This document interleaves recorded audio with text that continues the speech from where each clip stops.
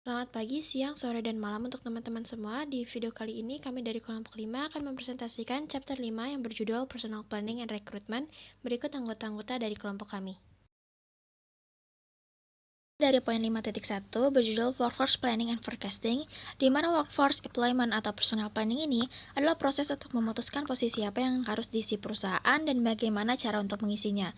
Nah, tujuannya adalah untuk mengidentifikasi dan untuk menghilangkan kesenjangan antara kebutuhan tenaga kerja yang akan diproyeksikan dan karyawan yang saat ini mungkin cocok untuk mengisi kebutuhan tersebut. Nah, manajer harus terlibat dalam perencanaan tenaga kerja sebelum merekrut dan memperkerjakan karyawan. Terdapat beberapa proses. Yang pertama, strategi and workforce planning, di mana perencanaan tenaga kerja ini harus menjadi bagian integral dari proses perencanaan strategis perusahaan. Karena rencana yang baik itu di mana rencana dibangun di atas perakiraan. Nah, di sini manajer biasanya membutuhkan 3 set perakiraan pekerjaan, satu untuk kebutuhan personil, satu untuk pasokan kandidat dalam, dan satu untuk pasokan kandidat luar.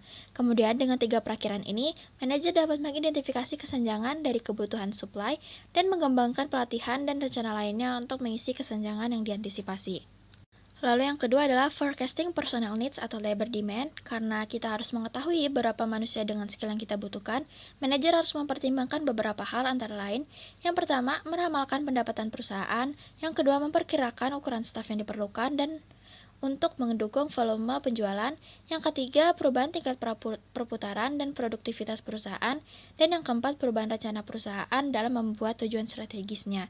Nah, terdapat beberapa alat dasar untuk memproyeksikan kebutuhan personil, antara lain satu itu ada trend analisis yang berarti mempelajari variasi tingkat pekerjaan perusahaan selama beberapa tahun terakhir.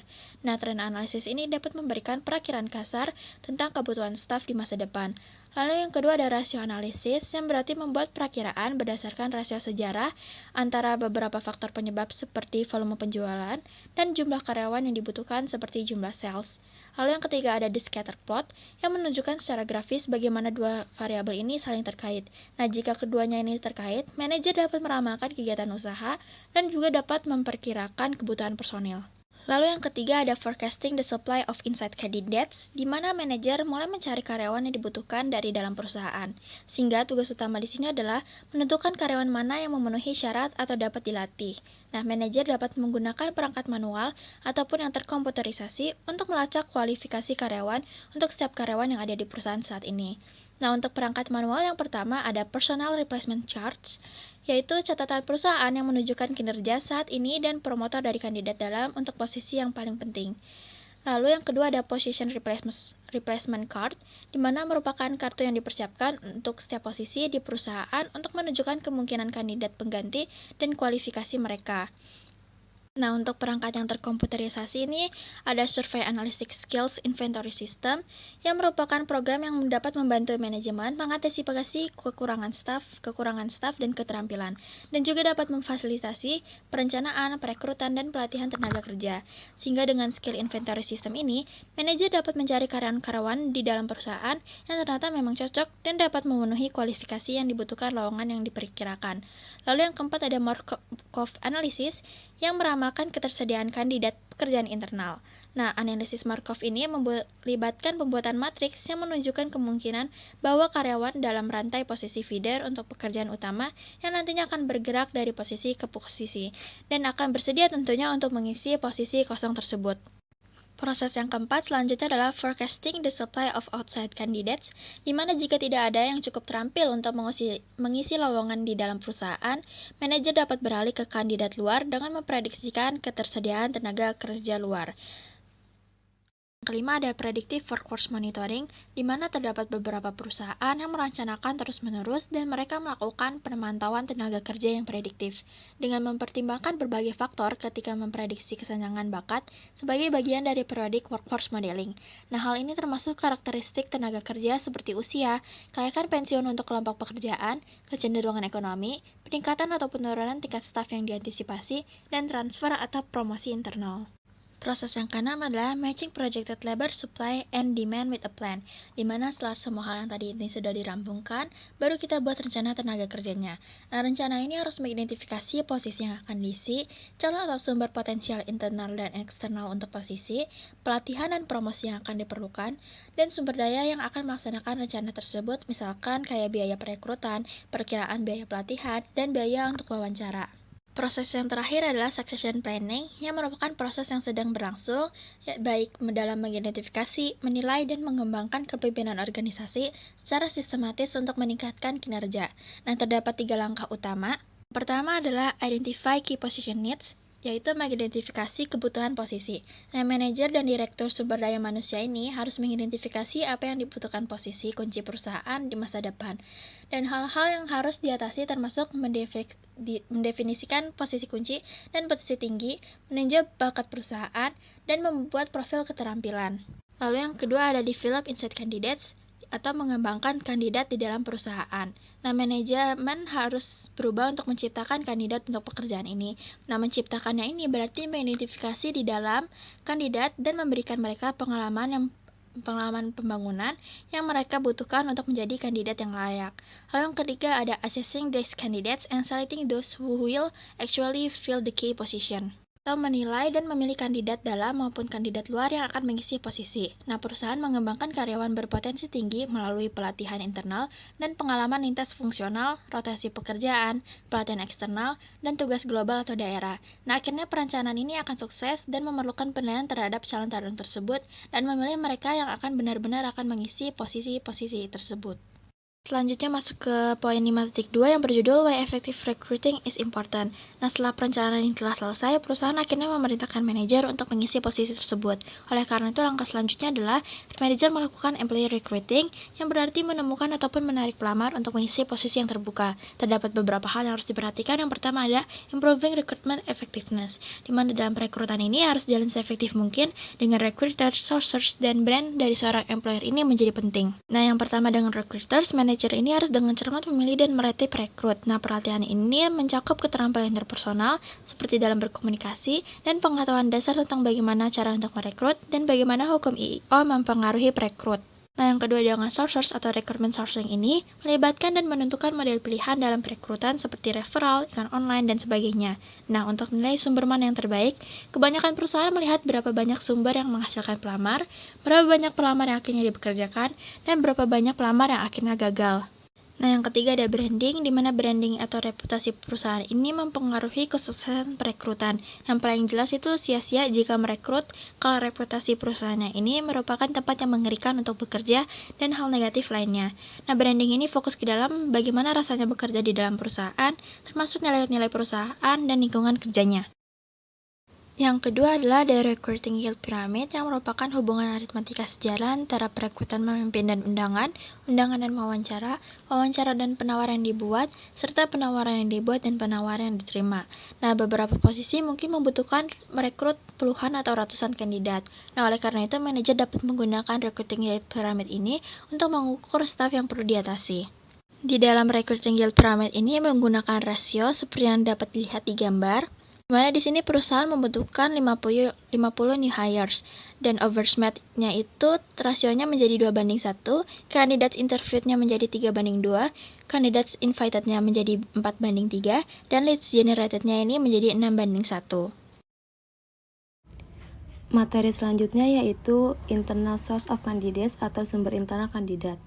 Perekrutan biasanya mengingatkan LinkedIn, agen tenaga kerja, dan iklan baris, tetapi sumber internal dengan kata lain. Karyawan saat ini atau merekrut dari dalam seringkali merupakan sumber kandidat terbaik. Nah, untuk mengisi posisi terbuka dengan kandidat orang dalam memiliki keuntungan. Karyawan saat ini tuh mungkin juga lebih berkomitmen pada perusahaan. Semangat dan keterlibatan dapat meningkat jika karyawan melihat promosi sebagai imbalan atas loyalitas dan kompetisi. Dan kandidat dari dalam seharusnya membutuhkan lebih sedikit orientasi dan mungkin pelatihan dibandingkan dengan kandidat dari luar. Ada keuntungan lain, perekrutan eksternal cenderung datang dengan gaji yang lebih tinggi daripada dipromosikan secara internal. Dan beberapa bintang yang terlihat dipekerjakan di luar mungkin masih mengecewakan. Nah, seorang perekrut eksekutif berargumen bahwa kandidat internal selalu lebih baik daripada kandidat eksternal, kecuali jika kandidat internal tidak dapat lolos begitu saja. Satu studi menyimpulkan bahwa perusahaan yang mempekerjakan CEO mereka dari dalam lebih baik daripada bekerja di luar. Ada beberapa aturan praktis untuk digunakan dalam menentukan apakah akan mempromosikan internal atau eksternal. Misalnya, jika Anda memerlukan keterampilan khusus yang saat ini tidak tersedia di perusahaan Anda, atau harus memulai perubahan haluan yang sulit, mungkin lebih baik untuk mencari dari luar. Di sisi lain, jika perusahaan Anda berkembang pesat dan Anda memiliki perencanaan sukses dan inventaris keterampilan efektif, maka Anda butuhkan secara internal. Next slide. Finding internal candidates. Di dunia yang sempurna ini, pemberi kerja akan mematuhi kebijakan dan prosedur rekrutmen internal formal. Nah, untuk menemukan kandidat internal itu sering menggunakan posting pekerjaan atau job posting. Posting pekerjaan ini tuh berarti mempublikasikan pekerjaan terbuka kepada karyawan. Biasanya itu dengan mempostingnya di internet atau website perusahaan atau papan buletin. Posting ini tuh mencantumkan atribut pekerjaan seperti kualifikasi, supervisor, jadwal kerja, dan tingkat gaji. Selanjutnya itu ada inventaris keterampilan kualifikasi. Ini itu dapat mengungkapkan kepada perekrut perusahaan para karyawan yang memiliki latar belakang yang tepat untuk pekerjaan terbuka. Idealnya itu sistem rekrutmen internal perusahaan mencocokkan kandidat internal terbaiknya dengan pekerjaan tersebut. Dan yang ketiga itu mempekerjakan kembali atau rehiring. Seorang yang meninggalkan pekerjaan memiliki pro dan kontra. Tanyakan dulu sebelum mempekerjakan kembali tentang apa yang mereka lakukan selama di PHK. Dan bagaimana perasaan mereka tentang kembali. Setelah masa percobaan, pujilah mereka dengan pelayanan yang telah mereka kumpulkan sebelum mereka pergi. Next slide. Selanjutnya itu ada Employee Engagement Guide for Manager atau panduan keterlibatan karyawan untuk manajer. Di sini itu ada promosi dari dalam. Banyak pengusaha mendorong perekrutan internal dengan asumsi yang masuk akal bahwa hal ini tuh meningkatkan keterlibatan karyawan. Dengan demikian, ketika IBM beralih dari penyediaan sebagian besar perangkat keras ke konsultasi, IBM ini tuh menilai kesenjangan keterampilannya dan melembagakan rencana tenaga kerja untuk melatih karyawan saat ini untuk pekerjaan baru ini dan subsidikan mendorong keterlibatan karyawan. Nah, menyadari hal ini di beberapa perusahaan seperti FitX, perekrutan yang internal dan promosi di dalamnya itu, keduanya itu memainkan peran sentral dalam keterlibatan karyawan. Nah, pendekatan FitX ini tuh menggarisbawahi perlunya mengambil pendekatan terpadu untuk mendorong keterlibatan karyawan. Misalnya itu, promosi dari dalam adalah sia-sia tanpa penilaian kinerja dan praktik pelatihan yang efektif. Promosi yang efektif dari dalam ini memerlukan sistem untuk mengakses catatan karir dan memposting lowongan pekerjaan. Yang menjamin karyawan yang memenuhi syarat itu diberitahu tentang lowongan dan dipertimbangkan untuk mereka. FitX ini tuh menyebut sistem posting pekerjaan atau GTATS atau Job Change Application Tracking System. Itu pengumuman lowongan pekerjaan baru melalui sistem online ini biasa dilakukan di setiap hari Jumat. Semua karyawan yang melamar posisi tersebut mendapatkan skor numerik berdasarkan kinerja dan masa kerja. Mereka kemudian diberitahu apakah mereka terpilih sebagai kandidat. Next slide. Kebijakan promosi dari dalam termasuk membantu karyawan mengidentifikasi dan mengembangkan promosi potensi mereka. Hal ini juga membutuhkan sistem terkoordinasi untuk mengakses catatan karir dan posting lowongan pekerjaan. Nah, jika seorang manajer yang tertarik untuk mendorong keterlibatan karyawannya, maka mereka itu dapat menarik beberapa pedoman yang berguna dari sistem FitX ini. Yang pertama itu, tunjukkan minat yang tulus pada aspirasi karir karyawan Anda. Dan yang kedua itu, memberikan penilaian berorientasi karir. Yang ketiga itu memiliki sistem penempatan kerja formal. Yang keempat itu memastikan bahwa karyawan Anda memiliki akses ke pelatihan yang mereka butuhkan. Dan yang terakhir itu seimbangkan keinginan Anda untuk mempertahankan karyawan yang baik dengan manfaat membantu mereka mempelajari dan melamar posisi lain di perusahaan Anda. Materi selanjutnya akan disampaikan oleh rekan saya. Selanjutnya ada outside sources of candidates. Pengusaha tidak selalu bisa mendapatkan semua karyawan yang mereka butuhkan dari staf mereka saat ini. Di sini, kita bisa melihat sumber yang digunakan perusahaan untuk menemukan kandidat luar. Yang pertama, informal recruiting and the hidden job market. Banyak lowongan pekerjaan tidak dipublikasikan sama sekali. Pekerjaan diciptakan dan tersedia ketika pemberi kerja secara kebetulan bertemu dengan kandidat yang tepat. Penulis Uncloak the Hidden Job Market memperkirakan bahwa mungkin separuh dari semua posisi diisi tanpa perekrutan formal. Ada yang menemukan pekerjaan dari mulut ke mulut atau informasi dari orang lain. Ada juga orang yang menggunakan papan pekerjaan online. Ada juga pendekatan langsung dari si pemberi kerja, iklan cetak, dan situs media sosial lainnya. Yang kedua ada recruiting via di internet. Di sini berarti mempublikasikan pekerjaan terbuka kepada karyawan, biasanya dengan mempostingnya secara harfiah di website, perusahaan, atau papan bulletin. Postingan ini mencantumkan atribut pekerjaan seperti kualifikasi, supervisor, jadwal kerja, dan tiket gaji.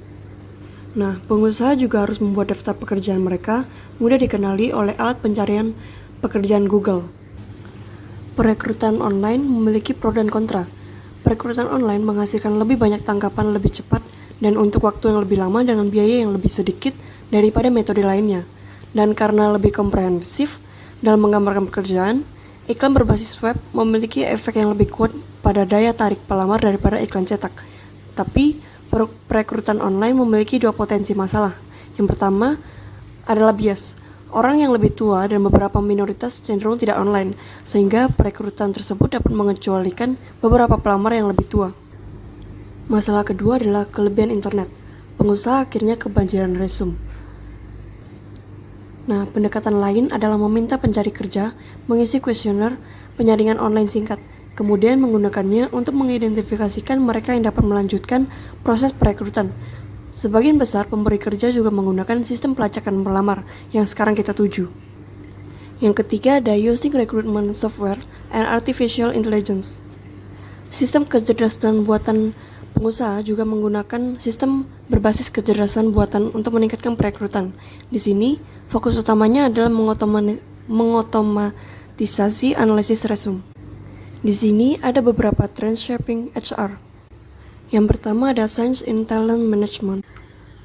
Ketika penelitian dari grup HR Google menemukan bahwa papan pekerjaan tidak hemat biaya bagi mereka membuat tim perekrutan internal mereka sendiri. Tim internal ini menggunakan database kandidat berpemilik yang disebut G-Hire. Perekrut Google terus memperluas dan menampi daftar kandidat ini dengan menelusuri jejaring sosial dan situs lain, dengan menelusuri siapa yang bekerja di sana, dan dengan menjangkau calon karyawan dan mempertahankan dialog dengan mereka, kadang-kadang selama bertahun-tahun. Perekrut internal ini menghasilkan kandidat yang dipilih sendiri dan menyumbang sekitar setengah dari perekrutan tahunan Google. Yang kedua ada digital and social media. Perekrut menggunakan perekrutan media sosial dalam beberapa cara. Mereka menggali melalui situs web sosial dan publikasi pesaing untuk menemukan pelamar yang bahkan mungkin tidak sedang mencari pekerjaan. Banyak perusahaan menggunakan Twitter untuk mengumumkan lowongan pekerjaan kepada pencari kerja yang berlangganan umpan Twitter mereka. Yang keempat ada advertising. Untuk membuat iklan lowongan pekerjaan berhasil, pegawai harus memperhatikan dua permasalahan, media pengiklan dan struktur atau susunan iklannya. Nah, di sini ada media. Media pengiklanan terbaik adalah koran lokal, contohnya The Wall Street Journal ataupun The Economist. Misalnya, surat kabar lokal sering menjadi sumber yang baik untuk bantuan kerah biru lokal, pegawai administrasi, dan pegawai administrasi tingkat bawah. Intinya adalah untuk menargetkan iklan kita di mana mereka akan menjangkau calon karyawan kita. Selanjutnya ada menyusun atau menulis iklan. Pengiklan berpengalaman menggunakan panduan AIDA atau Attention, Interest, Desire, and Action untuk membuat iklan. Pertama, kita harus menarik perhatian pada iklan. Selanjutnya, kembangkan minat pada pekerjaan itu. Terakhir, iklan harus meminta tindakan dengan penyertaan seperti telepon hari ini. Pelamar pekerjaan melihat iklan dengan informasi pekerjaan yang lebih spesifik sebagai lebih menarik dan lebih kredibel. Jika pekerjaan itu memiliki kelemahan besar, pertimbangkan iklan yang realistis. Next slide. Selanjutnya ada employment agencies. Ada 3 jenis utama agen tenaga kerja.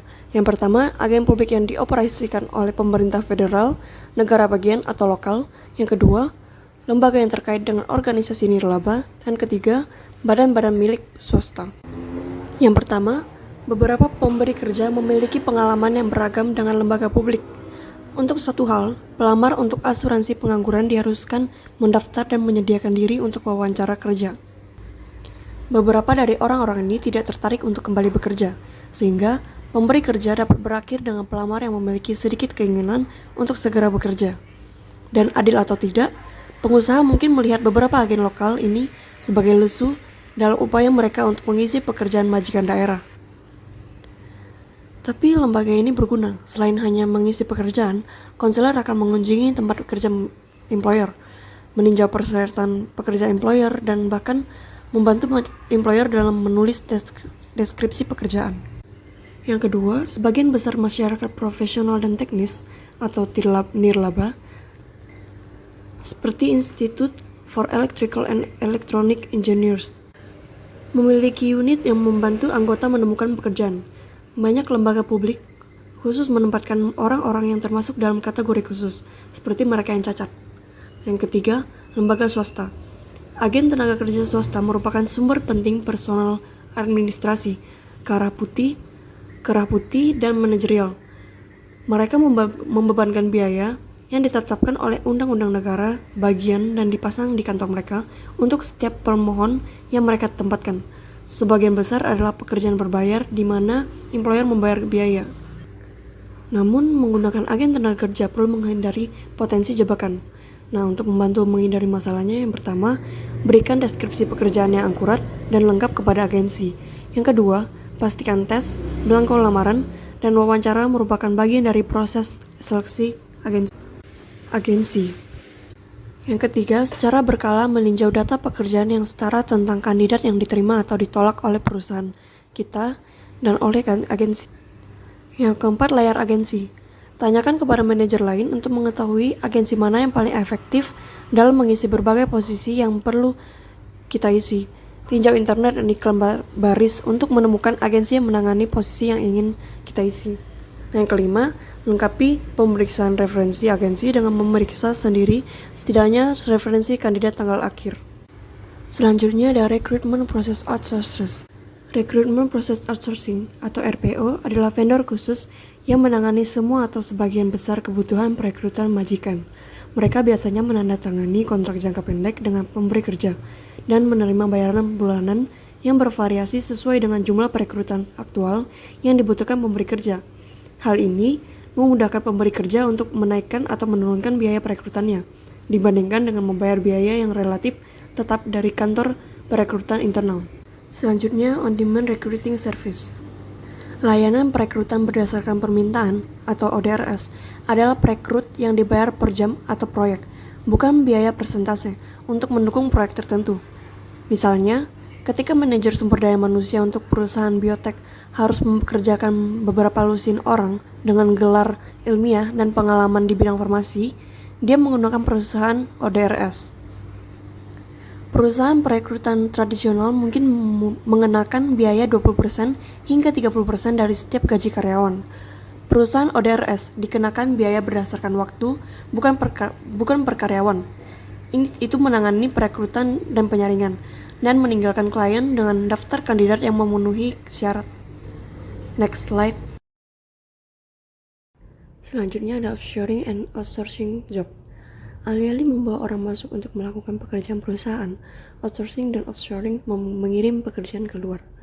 Outsourcing berarti memiliki vendor luar yang memasok layanan, seperti manajemen manfaat, riset pasar, ataupun manufaktur, yang sebelumnya dilakukan oleh karyawan perusahaan sendiri. Offshoring berarti memiliki vendor luar atau karyawan di luar negeri yang memasok layanan yang sebelumnya dilakukan oleh karyawan perusahaan sendiri. Selanjutnya, ada executive recruiters. Perekrut eksekutif adalah agen tenaga kerja khusus yang dipertahankan oleh majikan untuk mencari bakat manajemen puncak untuk klien mereka. Perekrut eksekutif juga menciptakan unit khusus yang ditujukan untuk fungsi khusus seperti penjualan atau industri seperti produk minyak. Nah, di sini ada bekerja dengan perekrutan. Mempertahankan dan bekerja dengan perekrut eksekutif membutuhkan kehati-hatian. Dalam memilih dan bekerja dengan satu, pedoman ini meliputi: yang pertama, pastikan perusahaan dapat melakukan pencarian menyeluruh.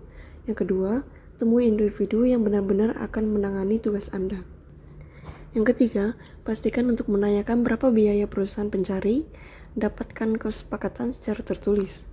Dan yang keempat, pastikan perekrut dan Anda menyetujui individu seperti apa yang akan dipekerjakan untuk posisi tersebut. Yang kelima, tanyakan apakah perekrut telah memeriksa kandidat akhir. Yang keenam, jangan pernah hanya mengandalkan perekrut manapun untuk melakukan semua pemeriksaan referensi. Yang terakhir, pertimbangkan untuk menggunakan perekrut yang memiliki keahlian khusus dalam industri spesifik Anda. Dia mungkin memiliki pemahaman terbaik tentang siapa yang tersedia. Selanjutnya ada referrals and walk-ins. Kampanye rujukan karyawan adalah pilihan perekrutan yang sangat penting. Di sini, pemberi kerja memposting pengumuman lowongan dan permintaan rujukan di situs web, papan buletin, atau papan dindingnya. Ini sering menawarkan hadiah atau penghargaan uang tunai untuk referensi yang mengarah pada perekrutan. Keuntungan besar rujukan adalah cenderung menghasilkan lebih banyak pelamar, lebih banyak karyawan, dan rasio hasil yang lebih tinggi dari si pekerja atau pelamar. Dan jika kita tidak mempekerjakan referral seseorang, jelaskan kepada karyawan mengapa kita tidak mempekerjakan kandidatnya.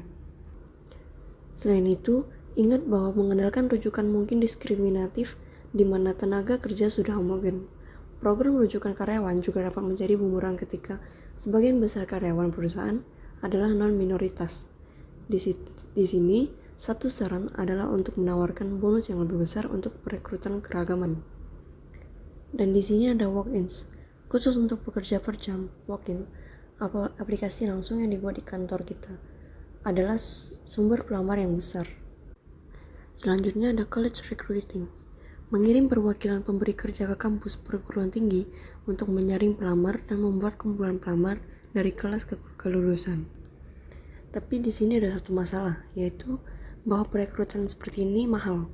Jadwal harus ditetapkan jauh sebelumnya, brosur perusahaan dicetak, catatan wawancara disimpan, dan banyak waktu yang dihabiskan di kampus. Dan perekrut terkadang tidak efektif. Ada yang beberapa tidak siap, menunjukkan sedikit minat pada kandidat, dan bertindak superior. Banyak yang tidak menyaring kandidat secara efektif. Pengusaha perlu melatih perekrut tentang cara mewawancarai kandidat, bagaimana menjelaskan apa yang ditawarkan perusahaan, dan bagaimana membuat kandidat merasa nyaman. Perekrut harus berpenampilan menarik dan memiliki catatan menarik kandidat yang baik. Perekrut kampus memiliki dua tujuan utama. Salah satunya adalah untuk menentukan apakah seorang kandidat layak untuk dipertimbangkan lebih lanjut. Sifat yang dinilai meliputi keterampilan komunikasi, pendidikan, pengalaman, dan keterampilan teknis dan interpersonal. Tujuan lainnya adalah untuk membuat pemberi kerja menarik bagi kandidat. Sikap tulus dan informal, rasa hormat terhadap pelamar, dan email atau surat tindak lanjut yang cepat dapat membantu menjual perusahaan kepada orang yang diwawancarai. Nah, di sini ada internship. Magang bisa menjadi situasi yang paling menguntungkan. Bagi siswa, mereka dapat berarti mengasah keterampilan bisnis, belajar lebih banyak tentang calon pemberi kerja, dan menemukan suka dan tidak suka karir seseorang. Nah, kalau si employer dapat menggunakan pekerja magang untuk memberikan kontribusi yang bermanfaat sambil mengevaluasi mereka sebagai karyawan penuh waktu. Selanjutnya ada military personnel. Personal militer AS yang kembali dan diberhentikan menyediakan sumber rekrutmen yang terlatih dan disiplin. Namun, terlalu sering mereka kesulitan mendapatkan tempat. Untuk membantu mengatasi hal ini, pemerintah federal menawarkan kredit pajak kepada pemberi kerja yang mempekerjakan veteran, dan banyak pemberi kerja termasuk Walmart memiliki program khusus yang untuk merekrut veteran. Militer juga memiliki program untuk memfasilitasi tentara mencari pekerjaan. Next slide. Nah, selanjutnya ada recruiting a more diverse workforce. Alat perekrutan yang kami jelaskan sampai saat ini tentu berguna untuk merekrut pelamar minoritas juga. Namun, perekrutan keragaman memerlukan beberapa langkah khusus. Misalnya, Facebook dikatakan memberi perekrut lebih banyak poin untuk mempekerjakan insinyur kulit hitam, Hispanik, ataupun wanita. Nah, di sini ada recruiting women. Di sini, employer menekankan pentingnya merekrut perempuan, mengidentifikasikan kesenjangan dalam perekrutan dan retensi perempuan, dan menerapkan rencana komprehensif untuk menarik pelamar perempuan. Tujuan keseluruhannya adalah untuk menunjukkan bahwa employer adalah tempat yang diinginkan wanita untuk bekerja, dan detail dari rencana semacam itu tidak perlu rumit. Selanjutnya ada recruiting single parents. Saat ini kita tahu bahwa ada banyak keluarga dengan orang tua tunggal, mau itu ibu ataupun ayah tunggal. Nah, dalam masalah ini, banyak orang tua yang berjuang untuk memenuhi kebutuhan. Banyak yang menggambarkan mereka sering membutuhkan waktu sakit pribadi ataupun cuti untuk merawat anak-anak yang sakit. Seperti yang dicatat oleh seorang ibu, saya tidak punya cukup hari sakit untuk sakit. Nah, mengingat kekhawatiran tersebut, langkah pertama dalam menarik dan mempertahankan orang tua tunggal adalah membuat tempat kerja yang ramah pengguna. Sikap suportif di pihak penyelia dapat membuat tindakan penyeimbangan pekerjaan rumah orang tua tunggal lebih tertahankan. Banyak perusahaan memiliki program waktu fleksibel yang memberikan fleksibilitas jadwal kepada karyawan, seperti jendela 1 jam di awal ataupun akhir hari. Namun sayangnya, bagi banyak orang tua tunggal, ini mungkin tidak cukup.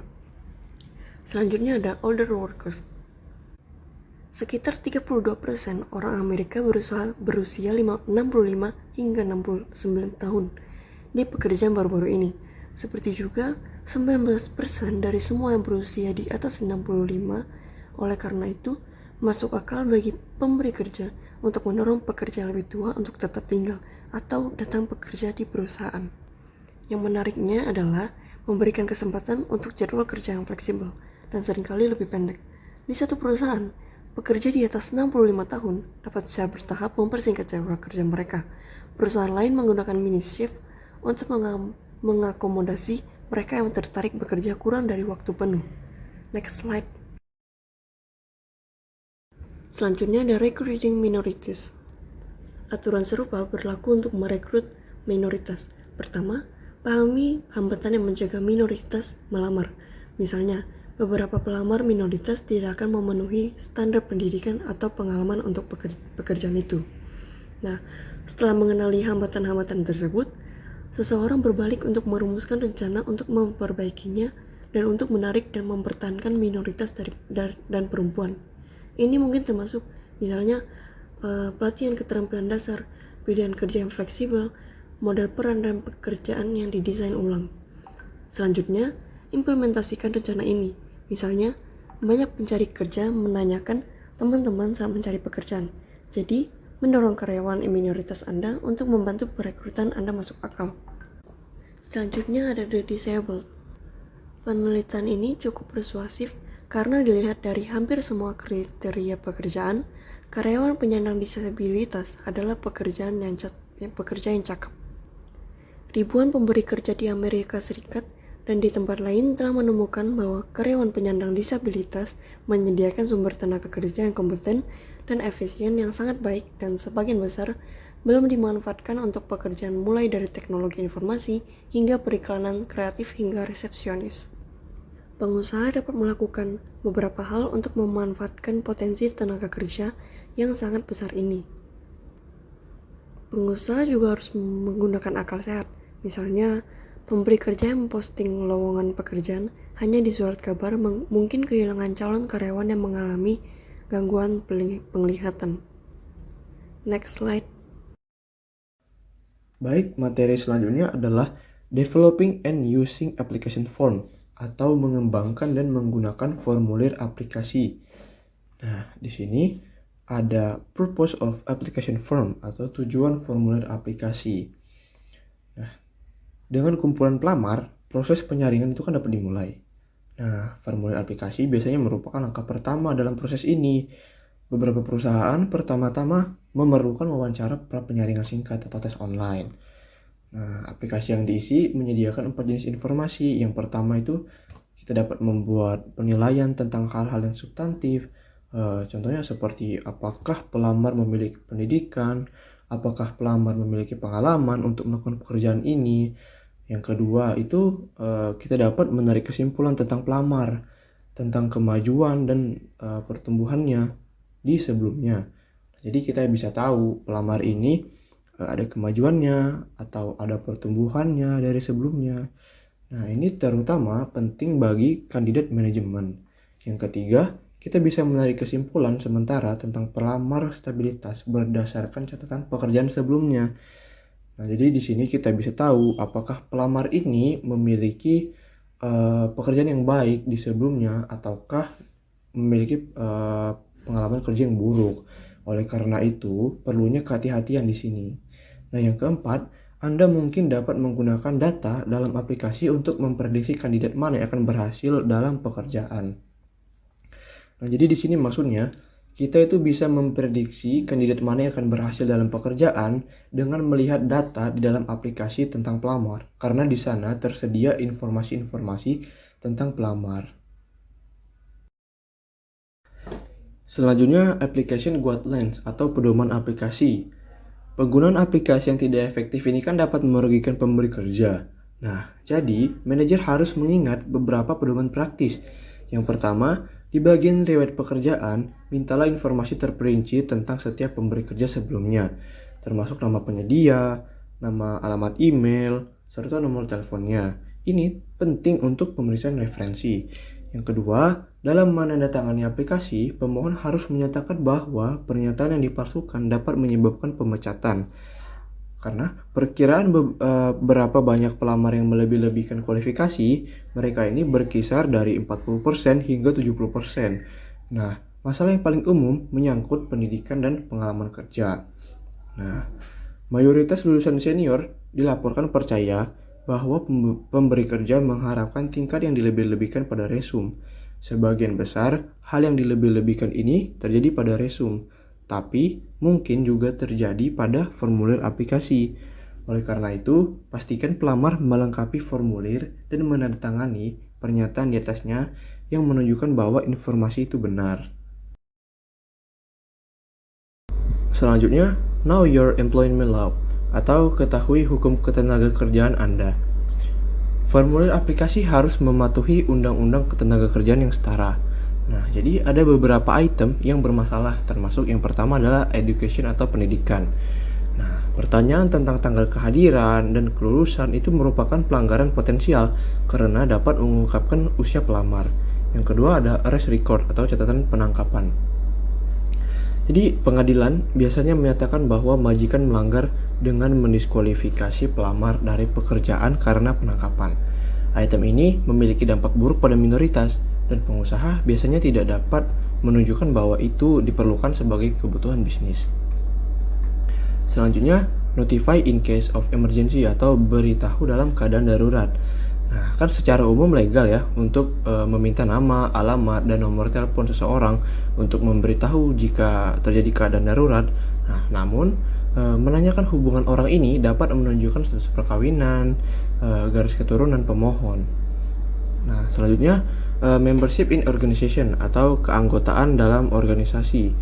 Jadi beberapa formulir ini meminta untuk mencantumkan keanggotaan dalam klub, organisasi atau perkumpulan.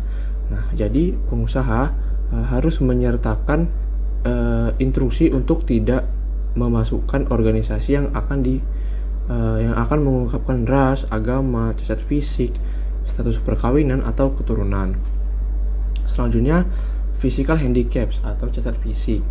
Biasanya ilegal untuk meminta daftar cacat fisik pelamar atau penyakit masa lalu, kecuali jika aplikasi kosong secara khusus hanya menanyakan hal-hal yang dapat mengganggu kinerja pekerjaan kita. Selanjutnya, marital status atau status pernikahan. Nah, di sini tidak boleh menanyakan apakah pemohon masih lajang, menikah, bercerai, berpisah, atau tinggal bersama siapapun, atau nama, pekerjaan, dan usia pasangan atau anak-anak pemohon. Selanjutnya ada housing atau perumahan. Di sini tidak boleh menanyakan apakah pelamar memiliki atau menyewa atau sewa sebuah rumah. Ini mungkin diskriminatif. Ini juga dapat berdampak buruk pada kelompok minoritas dan sulit untuk membenarkan kebutuhan bisnis. Yang terakhir ada video resumes. Nah, jadi di sini lebih banyak kandidat mengirimkan resume video, sebuah praktik yang penuh dengan manfaat dan ancaman. Nah, untuk memfasilitasi penggunaan video resume, beberapa situs web menyusun resume multimedia untuk pelamar. Bahayanya adalah video membuat kandidat yang ditolak dapat mengklaim diskriminasi. Nah, selanjutnya Yang pertama ada using application form to predict job performance atau menggunakan formulir aplikasi untuk memprediksi kinerja pekerjaan. Beberapa pemberi kerja menganalisis informasi aplikasi atau biodata untuk memprediksi masa kerja dan kinerja karyawan. Nah, dalam sebuah penelitian, para peneliti menemukan bahwa pelamar yang memiliki masa kerja lebih lama dengan majikan sebelumnya itu cenderung tidak berhenti dan juga memiliki kinerja yang lebih tinggi dalam waktu 6 bulan setelah dipekerjakan. Begitu juga dengan sebaliknya, berarti pelamar yang memiliki masa kerja yang sebelumnya lebih rendah itu cenderung memiliki masa waktu bekerja yang lebih sebentar. Selanjutnya ada mandatory arbitration atau arbitrase wajib. Banyak pemberi kerja yang menyadari tingginya biaya litigasi. Nah, jadi ini mengharuskan pemohon untuk menyetujui aplikasi mereka ke arbitrasi wajib jika timbul perselisihan. Nah, pengadilan federal yang berbeda telah mengambil posisi yang berbeda tentang keberlakuan klausul penyelesaian sengketa alternatif wajib tersebut. Nah, mereka umumnya dapat ditegakkan dengan kedua peringatan. Yang pertama, harus melalui proses yang adil. Misalnya, perjanjian tersebut harus merupakan perjanjian terpisah yang ditandatangani dan diberi tanggal. Nah, selanjutnya, gunakan kata-kata sederhana, memberikan peninjauan kembali dan kasasi jika terjadi kesalahan umum. Nah, jadi selanjutnya majikan itu harus menanggung sebagian besar biaya proses arbitrasi. Prosesnya harus cukup cepat. Karyawan harus memenuhi syarat untuk menerima pemulihan penuh yang akan mereka dapatkan jika mereka memiliki akses ke pengadilan. Nah, yang kedua, klausul arbitrase wajib mematikan beberapa kandidat. Nah, dalam satu penelitian, 389 mahasiswa MBA membaca brosur pekerjaan simulasi. Arbitrase ketenagakerjaan wajib berdampak negatif signifikan terhadap daya tarik perusahaan sebagai tempat bekerja. Nah, yang terakhir ada building your management skills, the human side of recruiting, atau membangun keterampilan manajemen Anda, sisi manusia dari perekrutan. Dalam satu survei, hampir 60% pencari kerja menyatakan bahwa mereka memiliki pengalaman pelamar yang buruk. Umpan balik terburuk datang dari mereka yang bahkan tidak pernah mendengar kabar dari perusahaan mereka tempat mereka lamar. Nah, jadi ketidaksopanan perekrut ini kan dapat melukai pencari kerja. Nah, pertanyaannya, komentar apa yang memenuhi syarat sebagai tidak beradab? Nah, yang pertama itu ada komentar atau tindakan yang meremehkan kualifikasi pelamar. Contohnya, perekrut melihat resume pelamar dan perekrut mengatakan bahwa mereka tidak akan pernah memperkerjakan orang seperti dia, itu seperti orang yang melamar ini. Selanjutnya adalah tidak responsif atau komunikasi yang tidak tepat waktu. Contohnya, perekrut mengatakan akan menghubungi pelamar, tapi kenyataannya mereka tidak akan pernah melakukan itu kan. Selanjutnya, kasar interaksi. Contohnya, setelah menunggu wawancara pelamar selama 15 menit, pewawancara ini terus memeriksa jam tangannya, seakan-akan sangat tidak sopan ya. Saat pewawancara terus memeriksa jam tangannya, itu saat pelamar sedang berbicara. Lalu ada yang terakhir, meremehkan. Jadi pewawancara ini berbicara kepada pelamar dengan nada yang merendahkan. Selanjutnya, kita akan menganalisa kasus Tectonic Group. Diperkirakan, ada lebih dari 600.000 pekerjaan teknis yang tidak terisi di Amerika Serikat. Oleh karena itu, perusahaan IT seperti Tectonic Group terus berjuang untuk pelamar yang baik. Selama bertahun-tahun, Tectonic mengalihdayakan pengembangan perangkat lunak aplikasi ke Armenia. CEO Heather Terenzio terbang 2 kali setahun untuk bekerja dengan orang-orang di sana. Namun, gaji programmer di Eropa Timur meningkat, dan jarak yang terlibat serta perbedaan bahasa memperumit pengelolaan proyek. Oleh karena itu, CEO memutuskan harus ada cara yang lebih baik.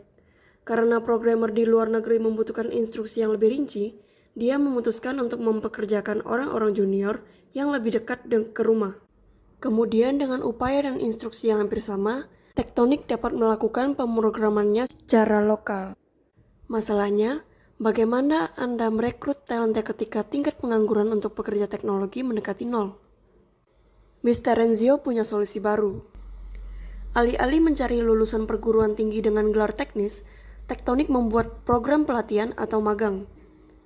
Tujuannya adalah untuk menarik orang-orang yang tidak harus memiliki gelar sarjana, tetapi yang menyatakan keinginan kuat untuk melakukan pemrograman. Orang-orang mendaftar untuk program 5 minggu di Tektonik Academy, di mana mereka belajar keterampilan pengkodean komputer dasar. Beberapa lulusan kemudian memenuhi syarat untuk magang berbayar selama 8 bulan di Tektonik, tempat mereka belajar pengembangan perangkat lunak. Program ini berhasil. Mereka biasanya mendapatkan sekitar 400 pelamar untuk masing-masing dari 15 tempat di setiap program akademi 5 minggu. Kota Boulder membantu mensubsidi program dan pelamar tidak membayar untuk kelas. Perusahaan sekarang memperluas program akademi atau magang ke kota-kota AS lainnya. Selanjutnya kita ke pertanyaan yang pertama. Secara khusus, sumber pengetahuan apa yang akan Anda gunakan untuk menarik peserta ke Akademi Teknologi dan program magang? Jawabannya adalah menarik peserta ke Tektonik Akademi dan program magang, perusahaan dapat mengandalkan sumber eksternal. Namun tidak menutup kemungkinan juga berasal dari sumber internal. Sumber internal misalnya karyawan-karyawan non-operasional yang sudah bekerja di perusahaan, namun tidak pada bidang operasional utama perusahaan terkait IT. Dengan kata lain, misalnya karyawan bagian administrasi atau bagian lain yang sebelumnya memiliki tingkat pekerjaan lebih rendah dibanding dengan tawaran dalam Tektonik Academy. Nah, sedangkan melalui sumber eksternalnya, sekalipun dikatakan tingkat pengangguran untuk pekerja teknologi mendekati nol, perusahaan dapat menggunakan metode perekrutan misalnya itu advertising dan referrals. Keduanya itu sangat cocok untuk diimplementasikan terlebih bila perusahaan tidak mensyaratkan pendidikan tertentu dan berpegang pada keinginan kuat dalam bidang pemrograman. Next slide. Selanjutnya yaitu pertanyaan nomor 2. Sumber perekrutan lain apa selain program akademi dan magang yang akan Anda rekomendasikan untuk penggunaan Tektonik? Jawabannya, perusahaan dapat menggunakan sumber perekrutan eksternal seperti advertising dan referrals. Next slide. Selanjutnya kita ke pertanyaan ketiga atau yang terakhir. Saran apa yang akan Anda berikan kepada Tektonik untuk meningkatkan proses rekrutmennya? Jawabannya, perusahaan harus dapat melakukan perekrutan dengan efektif, sehingga dapat memilih pelamar yang sesuai dari sekian banyak pelamar yang ada. Nah, untuk meningkatkan proses rekrutmen ini, perusahaan dapat berfokus pada 3 hal utama. Yang pertama, meyakinkan bahwa perekrut yang melakukan rekrutmen itu adalah orang yang kompeten dan mengetahui seputar perekrutan dan pekerjaan yang ingin diisi. Dan yang kedua itu, perusahaan harus dapat memastikan bahwa sumber perekrutan yang dipilih benar-benar menyasar target pelamar perusahaan. Jangan sampai ketika terjadi adalah hanya membuang-buang anggaran untuk sesuatu yang tidak berfokus. Dan yang ketiga itu, perusahaan harus juga memperhatikan branding perusahaan. Citra perusahaan sebagai tempat kerja yang diharapkan harus dibangun. Hal ini akan percuma bila perekrutannya sudah baik dan sumber perekrutannya sudah efektif, namun branding perusahaannya buruk di mata pelamar. Sekian presentasi dari kelompok kami, terima kasih.